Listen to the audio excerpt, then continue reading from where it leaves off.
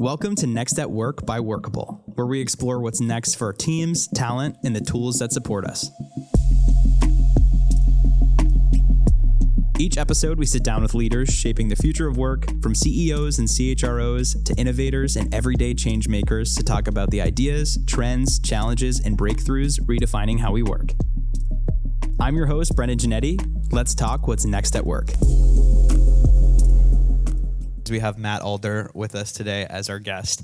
In addition to being the host of the Recruiting Future podcast, which is one of the most listened to business-centric podcasts in the entire world, where he's interviewed some of the most prominent thought leaders, executives, again, in the world. He is also a strategic consultant, futurist, advising employers around the world on innovation and HR talent acquisition. He's also the author of 2 books on talent strategy. He's delivered keynotes in 18 different countries, and he helps organizations think differently about the future of work. So he is essentially like ChatGPT in human form.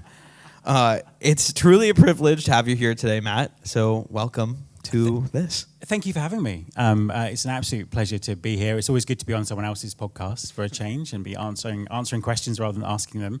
And this is a very comfy chair as well. So it's great. It's low. I need to get used to this.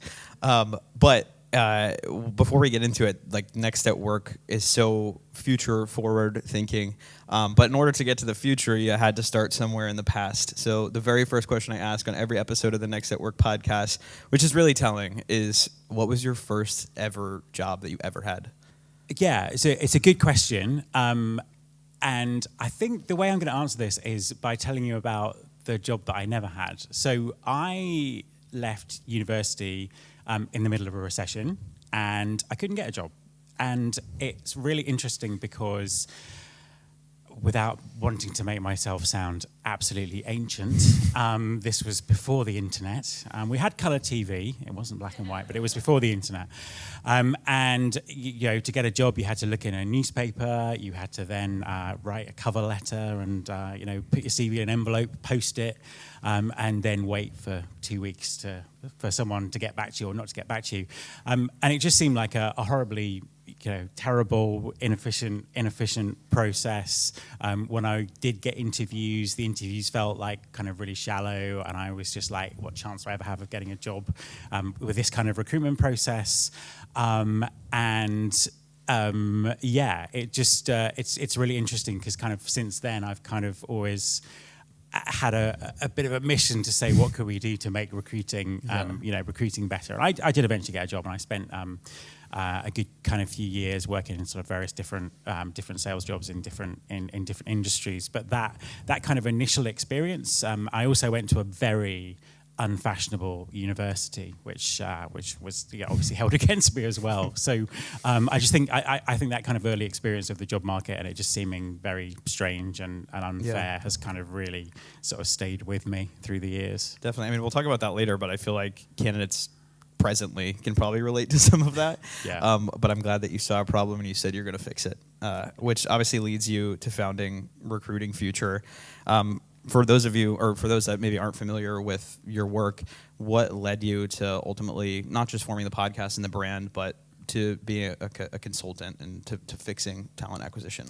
Yeah, absolutely. So I suppose continuing that kind of story along, I kind of around about sort of 1999, 2000, the internet came along and revolutionized everything. I had a job working in a recruitment marketing agency at the time, and the great news was the youngest people got put in charge of the internet because it was new technology. No one knew what it was. So I really had the chance to kind of sort of live through those early days of how technology and the internet could change recruiting. And then from there, we've obviously seen, a couple of decades of interesting technology-driven change from social media to mobile to where we are with AI now.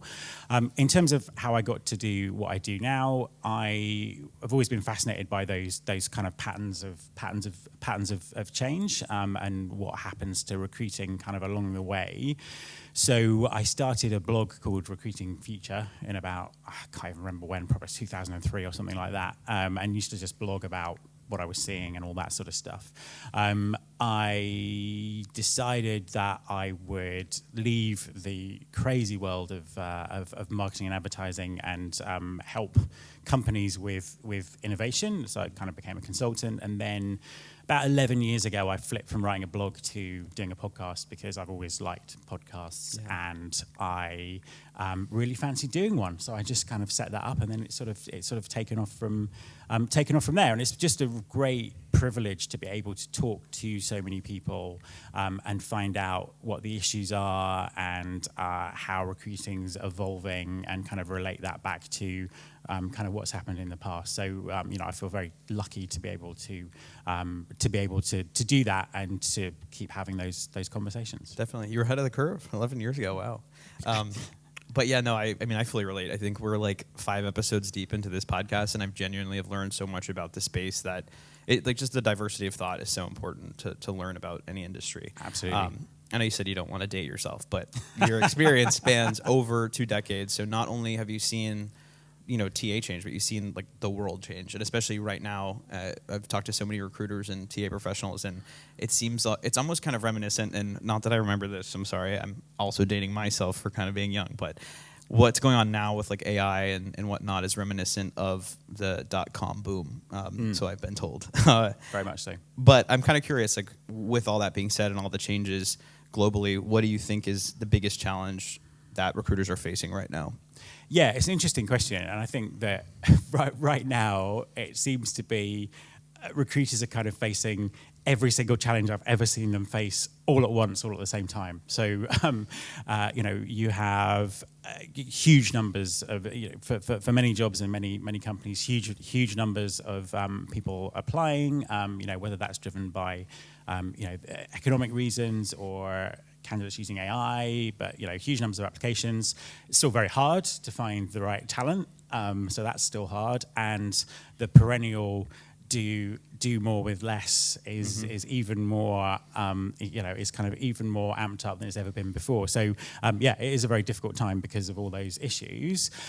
I think beyond that, there is a kind of a more of a long-term challenge as well, because I do really believe that the AI revolution is going to kind of massively disrupt, ultimately, in a good way, the way that we do recruiting. And I think that challenge is having that long-term view, that thing around reinvention, while having to deal with all of these, all of these issues of, trying to find the right talent, having too many applicants, and smaller teams and all that sort of stuff. So it's quite it's a difficult time, but it's, I think it's that there's excitement there about what might come out of this. Definitely, yeah. We're gonna unpack the AI boom, but first, it's hard not to note that like recruiting is such an interesting role, because every change that happens in recruiting and TA also affects candidates, which most of the time don't actually even work for the company where the changes are coming from. So what do you see right now as the biggest challenge facing candidates?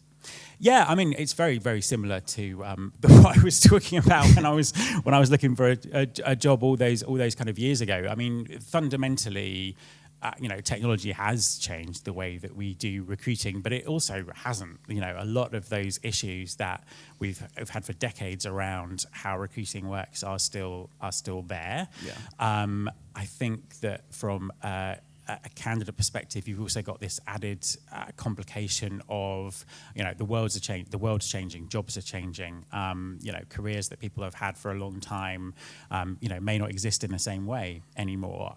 We've obviously got a huge issue with early careers, jobs disappearing, people not being able to kind of get on the career ladder not existing in a way that it's existed before. So it's a difficult time to be a candidate. And I think that at the same time, certainly sort of post-pandemic, our expectations about work and what it's for and how it kind of relates to our life have changed as well. So I think we're kind of in this sort of big period of redefinition in terms of thinking about jobs and careers and all that sort of stuff, which isn't particularly helpful if you're looking for a job, right now. So it's there's some interesting challenges out there. Yeah, because at the same time, as a candidate, it's getting harder, but also I feel like you have more demands than ever. And again, we'll get to that. But yeah, it's not just an interesting time for the recruiters, but also the candidates. And like I said, AI is obviously one of the biggest reasons why. Obviously, we just touched upon our AI agent. Who's excited for that? Yeah. Yes, it's very Absolutely. cool. I love playing with it. I love trying to get it to break, but it doesn't because it's so perfect. I'm literally like, you don't want to know it. Actually, I can write into it. But never mind. I would love your perspective though. Like obviously the AI agent that what we just saw is so cool. But like beyond the agent and presently, because AI agent, it's coming very soon, but it's not here today. So presently, how can recruiters best use AI and what have you seen work best?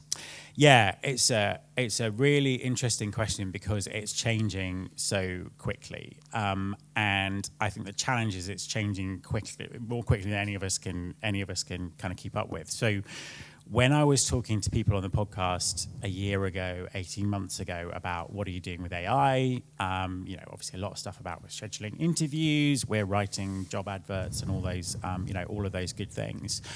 One of the things that I do with the podcast is I'm looking for the edge cases. I'm looking for people who are doing interesting things and experimenting. And some of the stuff that's come through in the last 6 months is just kind of mind blowing in terms of what's possible.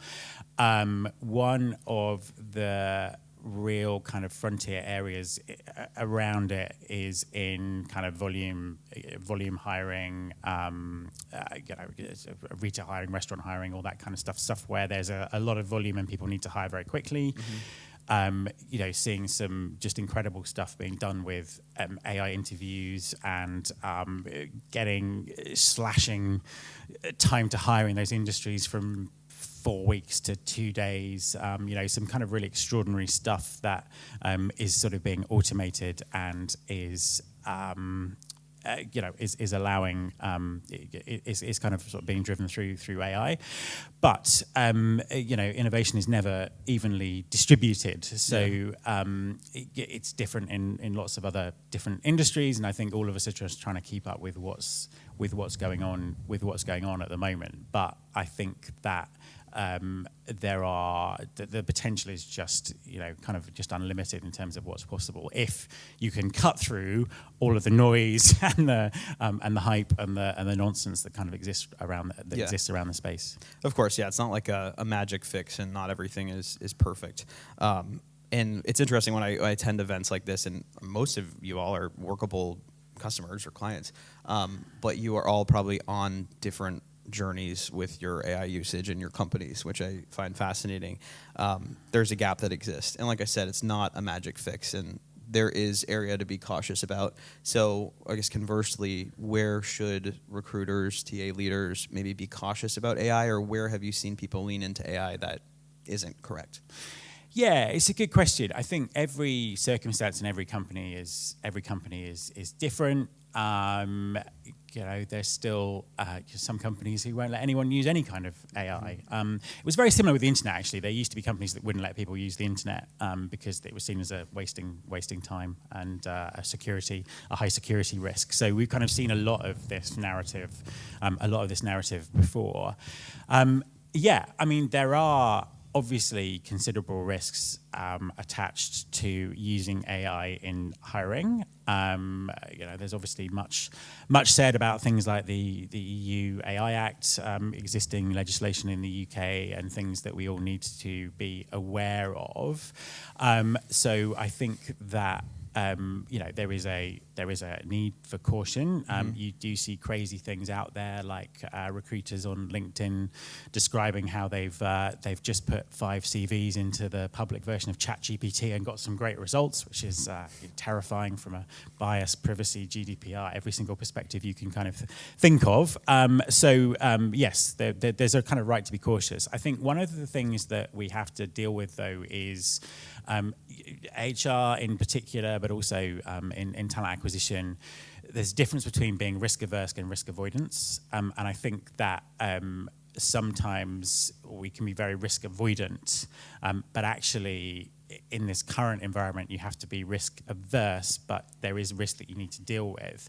I've spoken to a lot of legal professionals around what's going on in AI at the moment, They don't really have the answers either, but from their perspective, in terms of kind of managing risk and making decisions about what their companies are doing, there has to be a kind of a degree of flexibility around that, because this isn't going, whatever happens, this technology is not going back in the box. It's just going to kind of keep developing. Whether it continues at this blistering pace, whether it lives up to some of the ridiculous expectations and hype that's out there, we don't know, but it's not going to go backwards. So I think that caution and understanding is important, but at the same time, I think everyone should be experimenting with it in some way, shape, or form. So if you can't do that within your team, then start doing it in what you do outside of work, because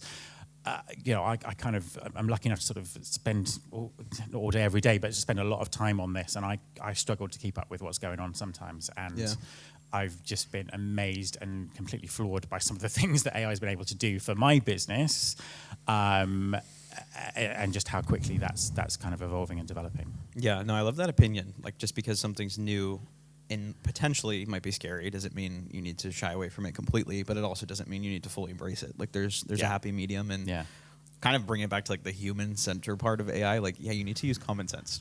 I think sometimes we forget about that. Like, we need to assess the programs and the software that we're considering, and not either yes or no it.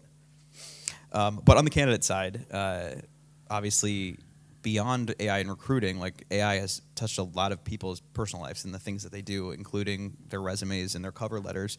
I spoke with a company recently for the podcast, and they allow candidates to use AI for the resume, but they need to disclose that they used AI for the resume or their cover letter.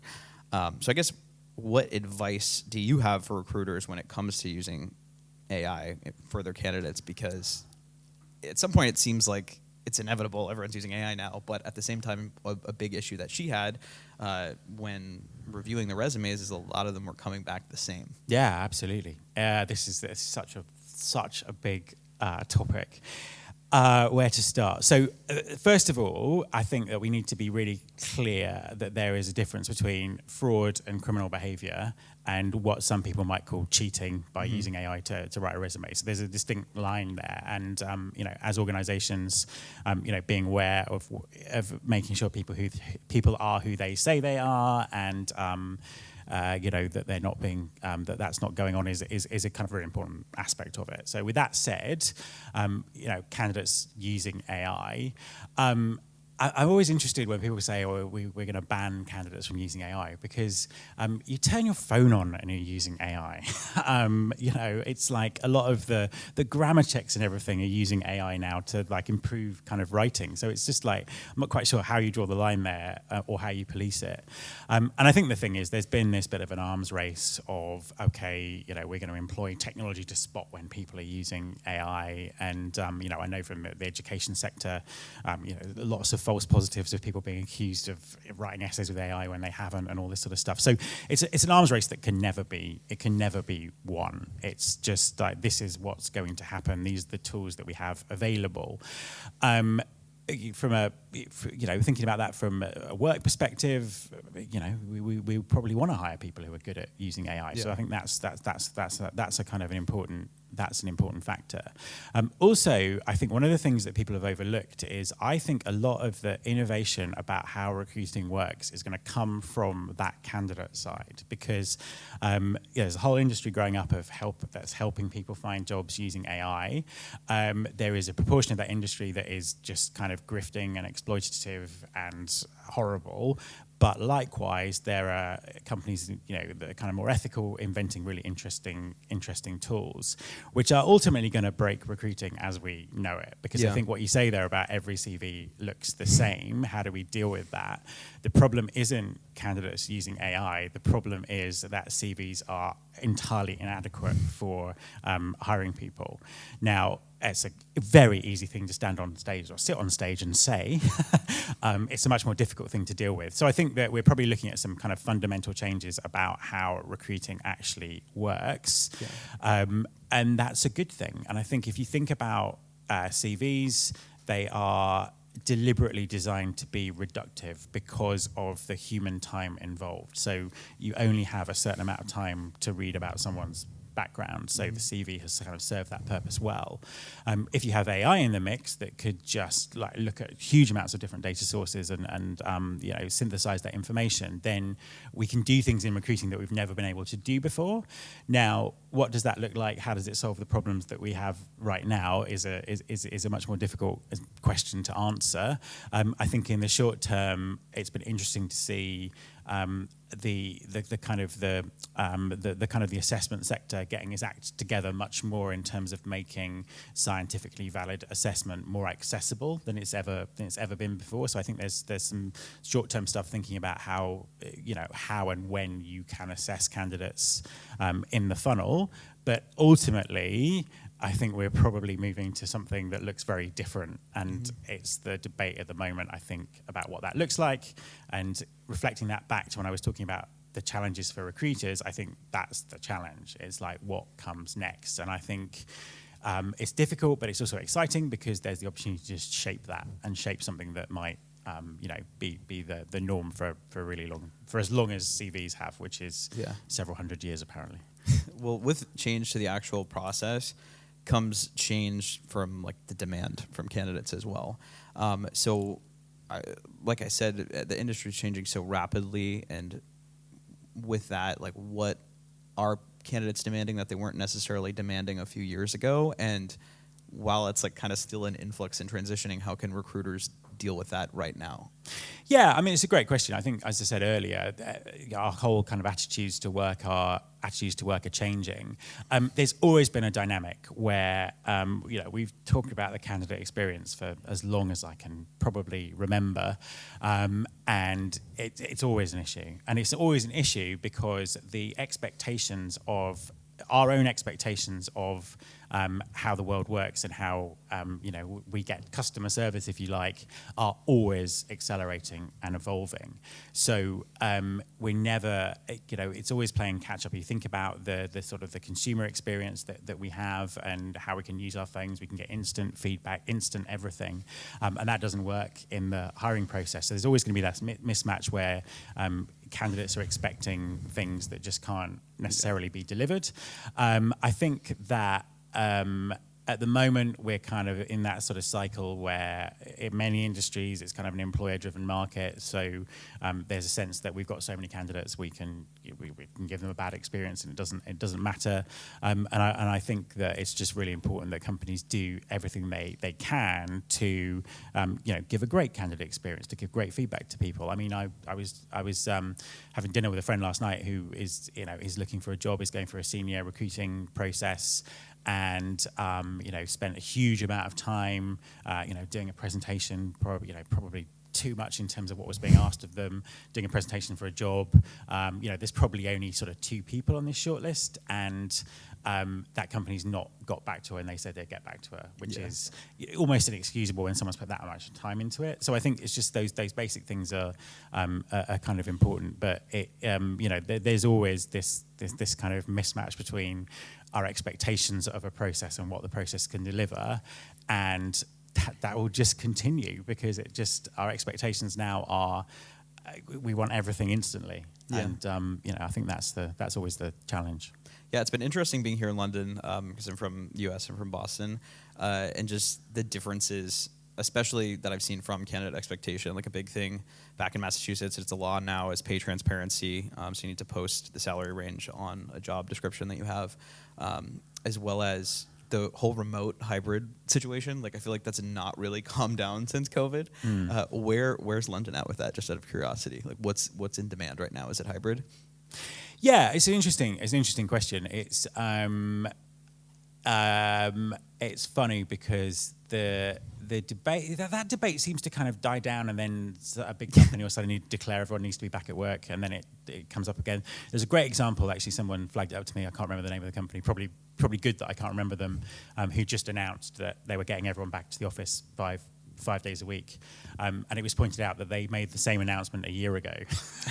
So I think that tells you a lot about the way that people are kind of responding to it. I think it's probably slightly different throughout the country. So I live in Scotland, and probably just because of the nature of the geography of Scotland, there isn't really a debate about remote or hybrid work. It just kind of happens because it sort of suits, seems to sort of suit the geography of the country. So I think it probably varies a bit between city and city and all that sort of stuff. I mean, I think that the fact that we are still having this debate, however many years ago the pandemic was, is insanity. It's just, I can't believe that it still kind of goes on. I just think that companies should just give people the best environment to do the best work. However that works for that company and that person should be the way that we do it. But I sense that this is going to run as an argument. Yeah, definitely. Yeah, and so true what you said. Like every couple days, there's something new on like LinkedIn that's an issue for the week, and then it's a different issue, and then it's back in the news cycle like the following week.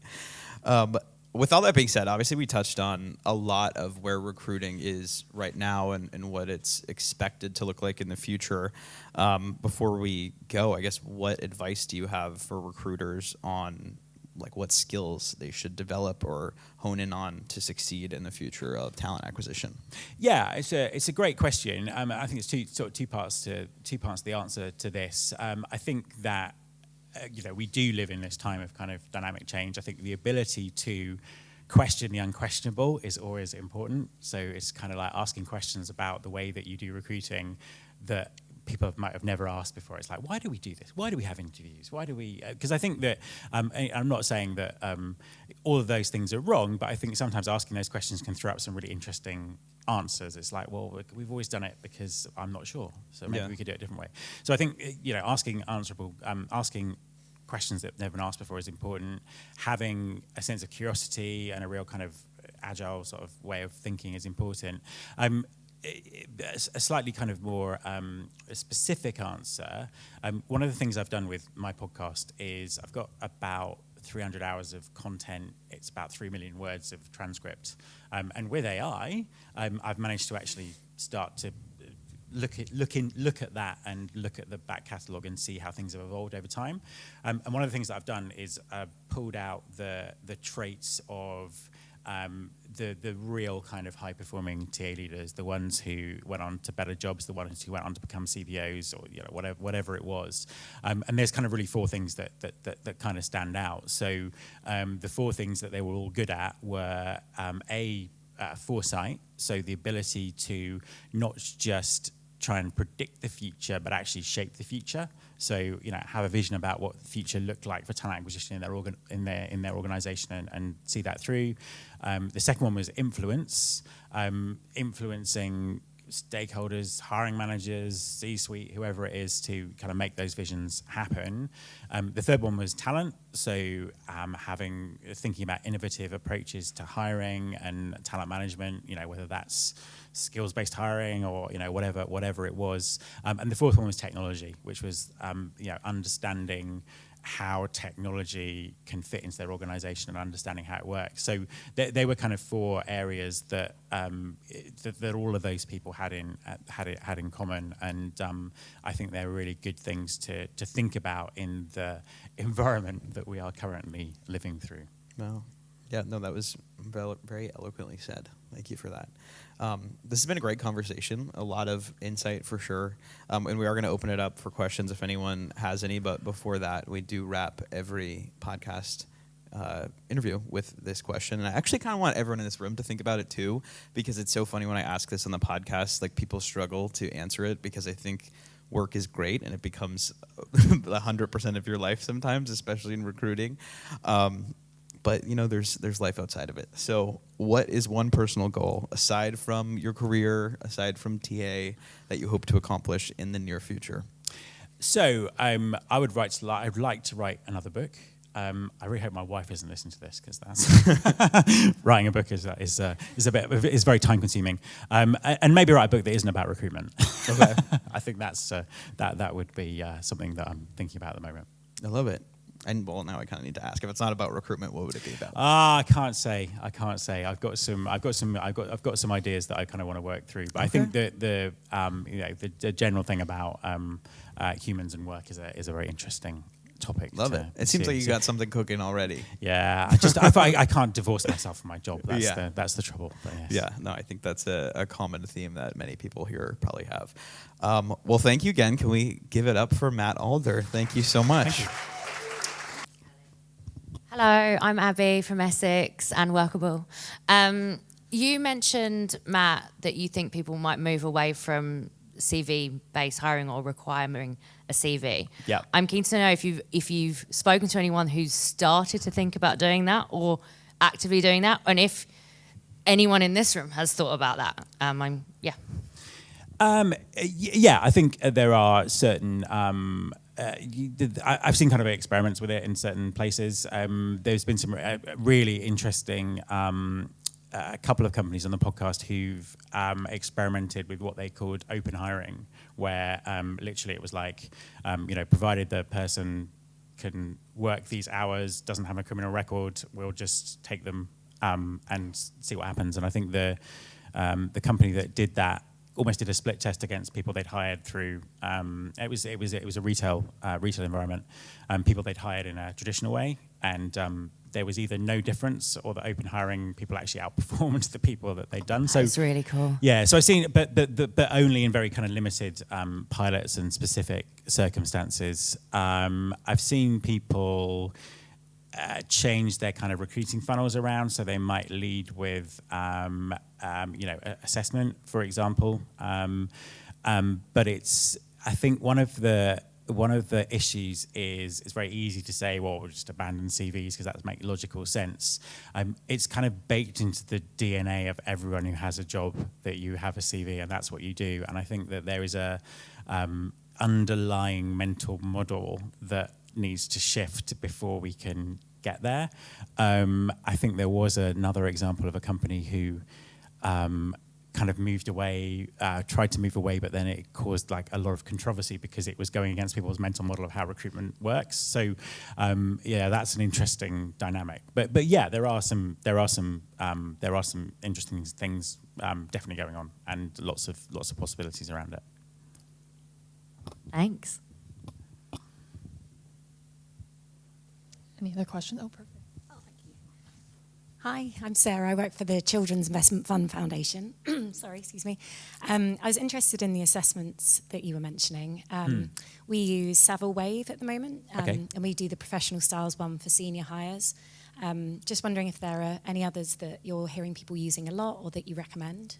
Not that I would necessarily recommend. I think that that space is really interesting. There's a lot of innovation going on. I think the thing that people need to think about is what's really what I found kind of amazing over the last few years as I've looked into assessment more and more. I'd never really used to pay that much attention to it, but I've sort of had so many people on the so many occupational psychologists on the podcast sort of talking it through, is that we have this established peer-reviewed science that's always evolving, that people go to universities and do PhDs in, that predicts how people will perform in a job.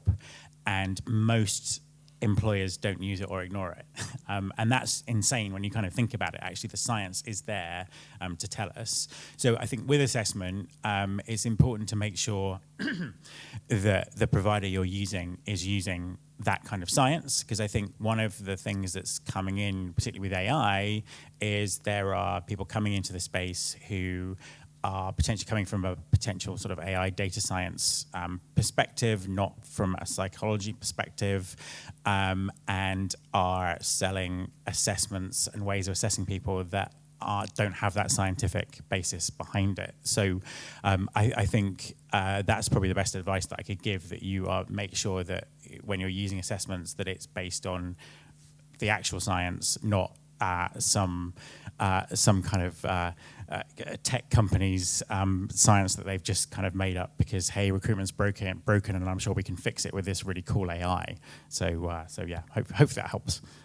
Thank you. Hi, Matt. Good morning. Thank you. I wanted to ask about my name is Alicia and I'm from Digital Catapult. I want to ask about kind of young people and entering the workforce. So I think we have a challenge in this country where we see a lot of young people kind of leaving university and not really having opportunities available to them. So my question is two-part. What would you say to employers about providing more opportunities for young people to get experience in the workplace? And what would you say to those people looking to get into jobs about kind of differentiating themselves to kind of be able to get some of those opportunities? Yeah, it's a great question. What I'd say to employers is, where is your leadership pipeline coming from? Because I think that there is such a sort of drive to cut entry-level jobs at the moment. I don't necessarily believe it's because of AI. I think there's some economic factors kind of going on, but obviously there is this sense that we don't need entry-level people because AI can kind of fill that gap. And it's just what happens down the line with your organization if we have a whole generation that doesn't come into the workforce. What does that look like for work? And I think that there are parallels with there are sectors which, if you kind of look back over the years, have sort of cut entry-level hiring, and then 5-10 years down the line, they've suddenly got a skill shortage of senior talent. So I think that employers need to join those dots, and I think really have a responsibility to try and look at how to solve this problem. I think fundamentally, we have an issue with the education system, because I think that people are learning skills, the skills that people are being taught, at school and in university are based on a version of the world that's probably 50 years out of date. So I think that's an issue. It's a really difficult thing. I have, I kind of have a couple of nephews to that age, looking for work, and it's kind of like, how do you stand out? And I think that there is this huge opportunity around. We have these AI tools that are available, publicly available. I think there's a brilliant opportunity for people to educate themselves and learn skills and do something, do something different. I think that the problem is also how we talk to people about work and what to expect. And I'm not making much sense here, but I think what I'm trying to say is that some of the sort of traditional kind of entry points to work might not be the best things for people. There's the opportunity to learn skills, differentiate themselves, and I'm not sure that young people are being given the right kind of advice, if that makes sense. So it's a big issue. I wish I had all the answers as well, but I do think the employers have a responsibility to play a part in fixing this. Thanks. Hi, Matt. My name is Sarah. I'm a talent acquisition partner at a tech company called JustSpark. And my question is around take-home assessments. So I know you said that your friend has also worked a lot on a take-home assessment, and which then was never given feedback. And in my company, we do a lot of take-home assessments, and we find that it's a really good way to assess, or it used to be a really good way to assess people's determination, and how much they really thought about as a given task. But I think it's an interesting challenge now with AI. We've seen a couple of presentations that were very AI-generated content. Yeah. What do you think alternatives to that could be? Would it be at final interview, maybe doing more of a live task where you really try to understand people's problem-solving skills? What kind of approaches would you suggest to kind of mitigate that? Yeah, it's a great question. I think you have to really think about, why are we giving someone that test? What is it that we actually want it to tell us? And is there a different way to get that information? I think that's the fundamental thing. And there's a few choices, and I think it depends on what the answer to that question is. An obvious one is actually to get people in an office and lock them in a room and get them to do it. That may not be desirable or practical, or it may be, depending on what you're trying to assess. I think it's something that we need to really kind of just really think through from that perspective. And are we trying to test the knowledge in someone's head, or are we trying to test how they're going to work with people in a particular environment? And could we, mirror that in some way? I had a really interesting conversation with a CEO of a medium-sized company about this. Now, his company employs, 300, 400 people, and he's the CEO, so it's kind of easy for him to think about this and do this. But, what they did was, they went through the recruitment process. They would invite people to come and spend the day working with them, which they would pay them for, and then they'd kind of use that as a way of judging, kind of various things about them. So I think it's something that we need to rethink. I think it's going to be different for every company, but I think asking that question about why do we do this and what is it that we want to know, and do we really need to know that, is probably a good place to start to get to the right answer. That's great. Thank you. Hi, Matt. Kathleen from Boston here. So it sounds like you've had a very incredible career, and I'm just wondering what the highlight has been for you. Oh, wow. There's a question. Sitting here in this chair talking to all of you, I think is... I think the highlight is just being able to grow the podcast and to be able to talk to so many people and get so many different views of what's going on, and I never get bored of it. I get frustrated sometimes trying to get that damn thing live, but I never get bored with it. So I think that the last 10 years of having those conversations and continuing to have them is the highlight, because it's just a fascinating thing to do, and I'm very lucky to be in the position to be able to do it. The way we work is always evolving, and we're here to share real-time insights from the people shaping what's next. For more conversations like this, plus articles and ideas, follow the Next at Work newsletter on LinkedIn. And if you're ready to make your hiring and HR more efficient, head to workable.com to request a demo or start a free trial. Thanks for listening, and we'll see you next time.